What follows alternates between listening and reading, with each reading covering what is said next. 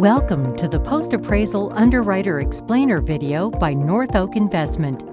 This is the Post Appraisal Worksheet. It will be sent to you after we receive your appraisal. It will help you decide whether or not to move forward with the project. This video should be viewed after the Pre-Appraisal Underwriter Explainer video. As you can see, the adjustment column now shows the adjustments the appraiser made to the NOI preliminary estimates. All of the budget numbers in the NOI column will be green. You'll notice the last budget item called Adjustment Allowance for Closing Cost Estimate Variance will still be red. This line acts as a buffer to account for any unknown changes in the final settlement statement costs.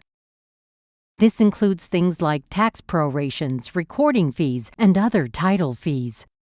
We're not able to know exactly what those costs will be until we receive the settlement statement.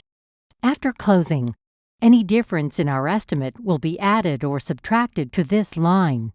If there are still funds left on this line after closing, you will be able to access them on any of your draw requests.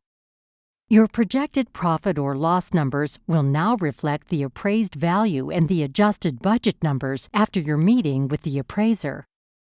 Please keep in mind these numbers are projected estimates based on average costs.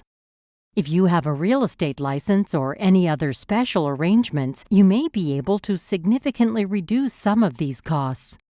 The borrower cash-in purchase amount is the amount you will need to bring to the closing. This is the amount you will personally contribute to the purchase in order to keep the loan-to-value, or LTV, that North Oak Investment deems appropriate for the loan.